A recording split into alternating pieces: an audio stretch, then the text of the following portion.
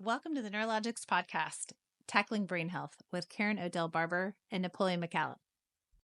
Hi, and welcome to Tackling Brain Health with Karen and Napoleon. Thank you so much for joining in. It's our aim to bring awareness to traumatic brain injury and labels and stigma in brain health. And we'll just start with telling you sort of our own stories. If you followed me at all, you know that I have traumatic brain injury. I smashed my face when I was 15. I had it completely reconstructed. Thanks to my plastic surgeon. It's not immediately noticeable, but if you asked me if I had traumatic brain injury, I would have said no. I would have said I smashed my face. I certainly had like sinus surgery and facial reconstruction. But if you asked, do you have traumatic brain injury? I would 100% would have told you no. 9 years ago, I had my own map, and that was at the behest of one of Neurologics' clients who challenged me when he said, "Hey, Karen, when I get mapped, am I going to feel tired?" And he was a Division I college football player, and I said, "No, you won't. You won't feel tired." And he said, "Well, how do you know? Have you done it yourself?" And I felt like fair enough question. Like, you're right. I should absolutely do this myself. And the honest answer was, why did I not do it before 9 years ago? The honest answer is I thought my brain functioned well enough. And when I had my own brain map, I looked at, I don't know, hundreds, maybe 1,000 maps by that time.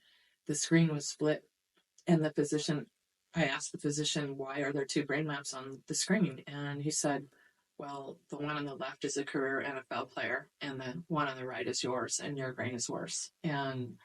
And I had a moment of kind of disbelief where I thought, he said, you have the signature for TBI, traumatic brain injury, and you have three separate injuries. And let me show you topographically where they are.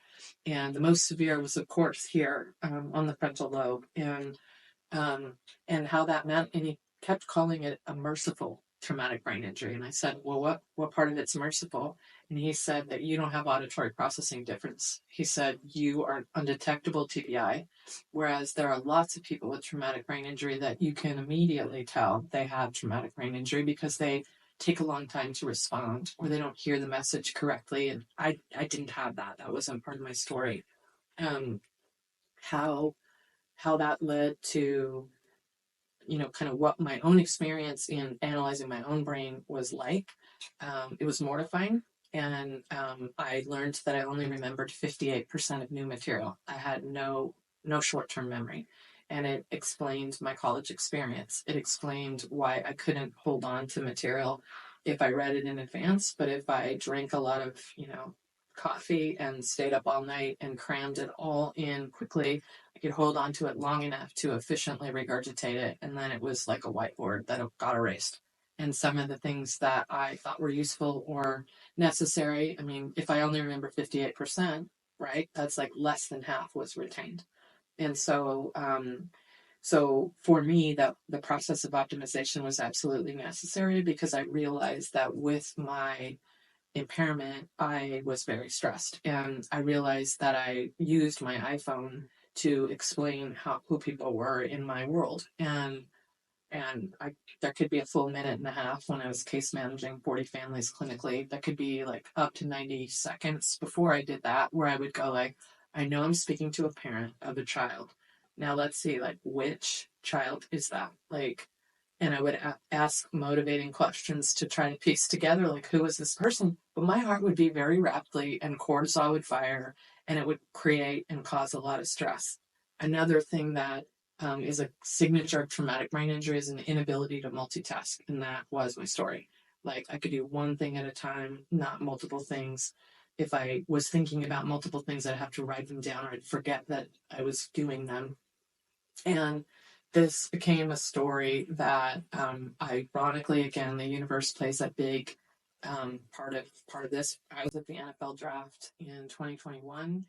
I was at a party at the Cosmopolitan in Las Vegas, and my amazing publicist Jordan said, "You know what? The party was hundreds of people, lots and lots of players." She said, "Really, there's only one guy you need to talk to, and it's Napoleon." She gestures towards Napoleon, whose arms were folded, and he looked super scary to me. And she's like, "You need to go over there and talk to Napoleon. He was instrumental in bringing the Raiders to Vegas, and I looked over there and thought, like, okay, I'm game. I'll give it a shot. But Napoleon, I would say, had a healthy amount of skepticism towards, like, who are you and why do you want to talk to me? And our dialogue changed entirely when I think he did say, like, why do you care? Why do you care about players, and why do you care about player brain health, and why do you care about traumatic brain injury or concussion? Why do you care?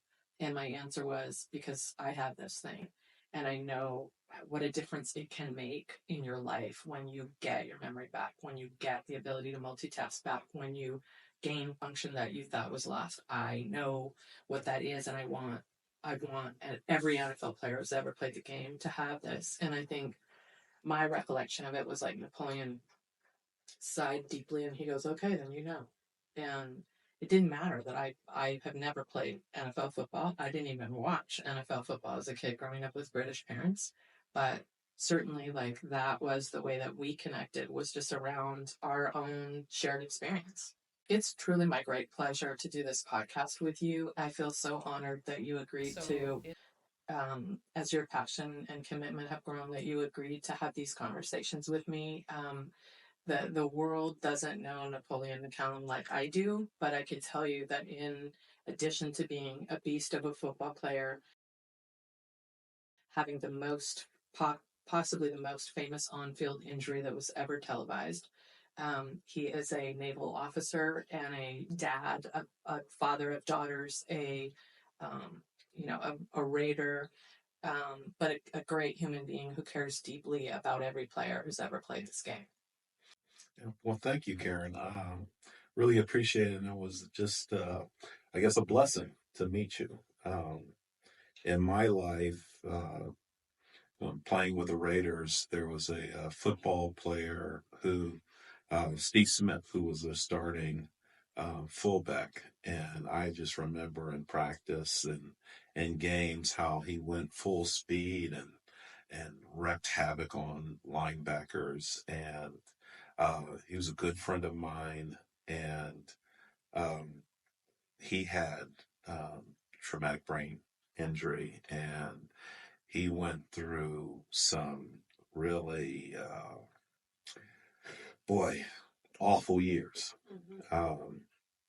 dealing with it, where he was, I guess, and he had Lou Gehrig's disease also, which I don't know how I'm not the scientist. Sure. I don't know how all of it relates, but I do know it's because of all the hits to the head.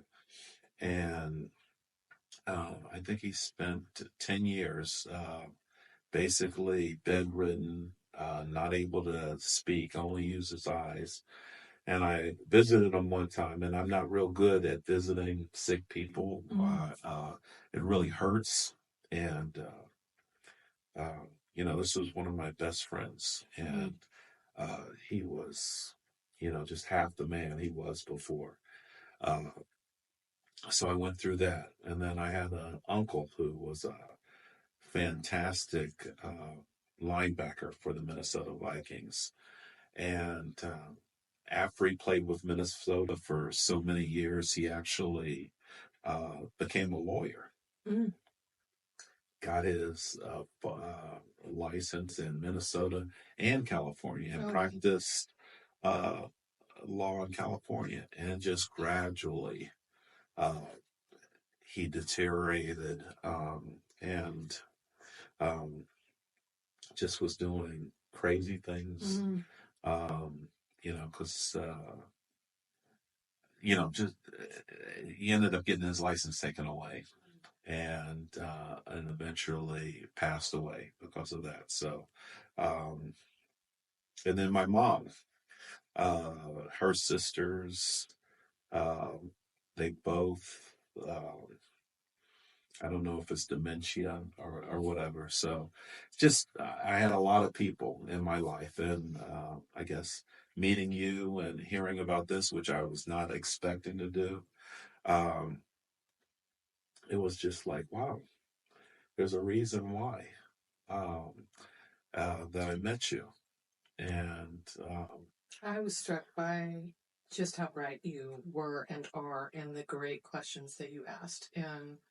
And you had a very healthy amount of skepticism. And I would say, like, that is the same way that I began this journey, with a degree of like, wait a minute, if TBI is so easily solved in, 4 months of treatment, why in the world don't more people know about this? And why don't people with repetitive head trauma have access to this? And so what I remember was you asking a whole bunch of questions, and then also sharing like personal things where you said, like, I got a stack of books next to my bed and I don't read them anymore because I don't know where I left off, and it's frustrating.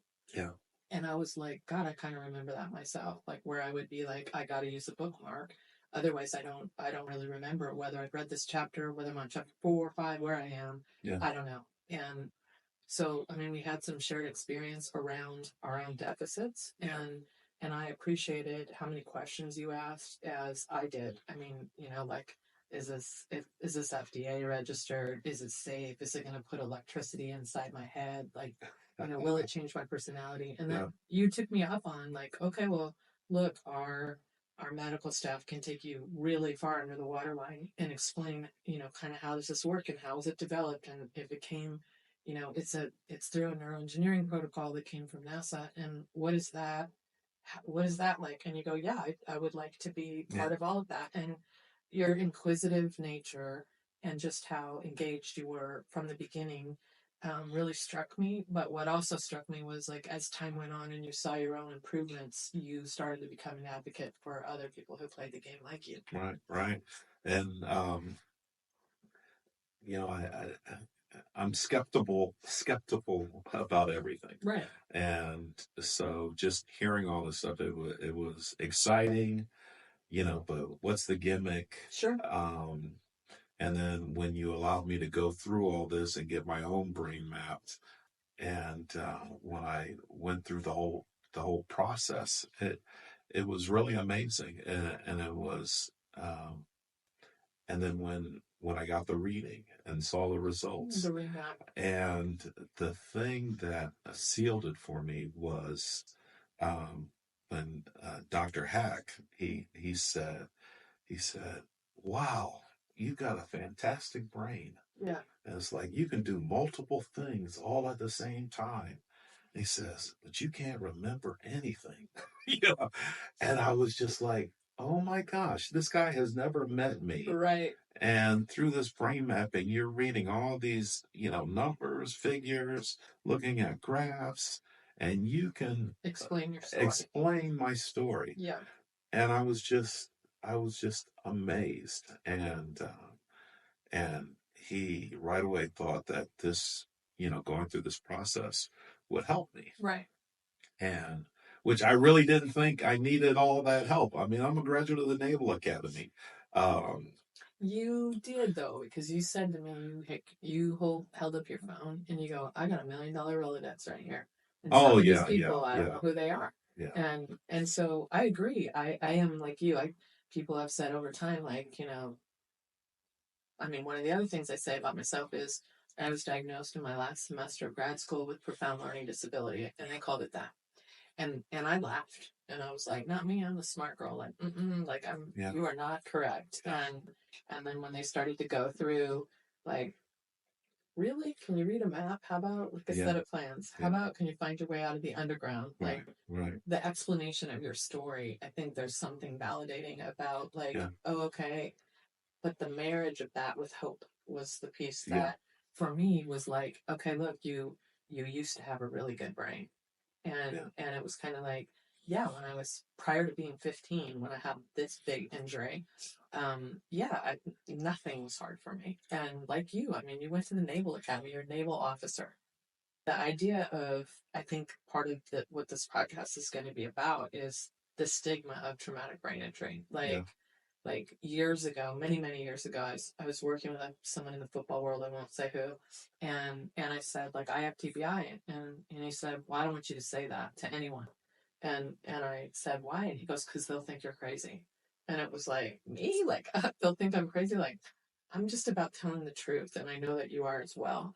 And the idea of like reducing the stigma for all athletes, all human beings, of not just traumatic brain injury, but attentional difference, learning differences, addiction, all of the brain-based labels that we throw on people.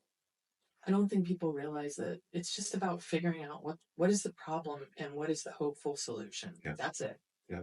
And I think that's where we connected. Yeah, definitely. So, after going through the process, it was amazing to see, I had documented where I was in the middle of the process, and then where I was at the end of the process. Yeah.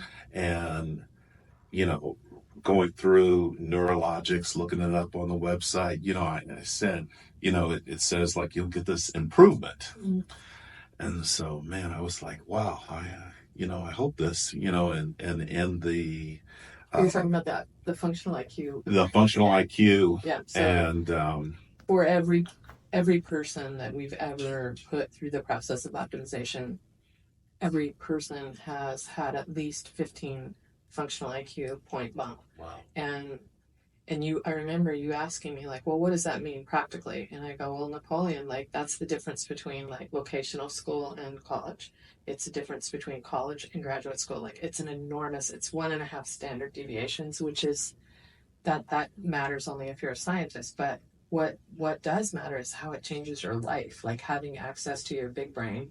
So, I mean, we talked about cognitive reserve, and what that meant was like just how bright you were before you played the game and before you had some heavy contact. I mean, your contact's very well documented. Mm-hmm. And then as you started to get function back, I remember you calling me with excitement and saying like, I'm in, like, whoa, I am recognizing and realizing the big gains that I have now that my memory's improved so much. Yeah. Yeah. It was, it was a confidence builder for me. It was just like, because I think, even though I had gone through all this stuff, I was really unsure of myself because I would forget things all the time. But, like you said, it's just, that's how you just thought everything was. And you adapt to your circumstances. Yeah, you adapt. And then it's been fantastic adapting to this new circumstance now that I am more confident. I remember people's names. You have to say, you know what, I got to remember that person's name. You got to put an importance on it. But when you do, you remember their names. And so that was fantastic for me. And just because you're a people person, you meet a lot of people in your I meet a life. lot of people, Yeah, and like I said to you before, it's like, man, if I remembered everyone's names, I'd be, a billionaire, because I really meet some unique, important people. And so this is it's exciting for me. It's almost like a new chapter in my life. I've noticed you've gotten like so much more health conscious as well. That was wild. Like watching how once your brain health and your process of optimization was complete, you started focusing on your overall health. And I was just really impressed with that. Yeah. And never before would I do this. Yeah. I would not be doing a podcast. No, sure. But no, it's been truly remarkable, and it's like I'm ready to, like, I meet some of my former players, some of the alumni, and I can see them gradually deteriorate. Yeah. And I was just like, golly, I wish you could do this to, but how do we get it so that, because our legends in the past, they didn't make as much money as they make now playing football. And I'm sure for the new guys, this is, it's a drop in the bucket. But from some of the older folks, I mean, it's a process, and you got to get to them before they go too far. Sure. Yeah. And so it's just, so I'm on board totally. I want to get this out. I want to get the information out. I want, I really want the NFL to really take hold of this and, take care of our legends, take care of the guys that have paved the way for this football that we have, that we enjoy so much in America. because those guys that were the early, the guys who were in the trenches making this all happen for us, making this game so enjoyable. Uh, when they played, they had to go get a second job because there wasn't enough money. And so that seems unbelievable, though, right? Yeah, that's just not. The game has changed so much. It's changed. The thing that hasn't changed is that you're not going to take away the contact from the game that we both love. Right. The thing I want to say right up front is I love the game of football. I absolutely love football, and both of my boys play.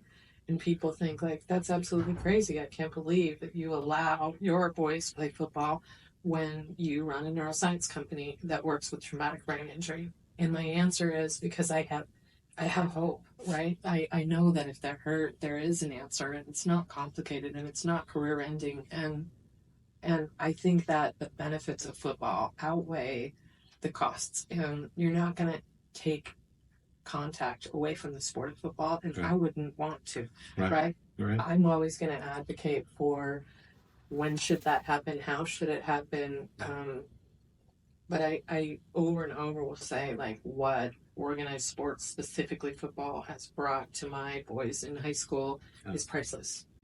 So thanks for spending this time with us. This is the beginning of our journey together. We aim to reduce stigma, tell the truth, talk about head trauma and its solutions, in addition to other things, and just remove labels, remove stigma, and talk about brain health. And we appreciate your time. Tune in next time as we introduce you to our friend, NFL kicker, Super Bowl winner, Steve Hauschka. Super Steve, and we'll tell you how he got that name next time. Thanks a lot, and we'll see you soon. Yeah, it's been a pleasure.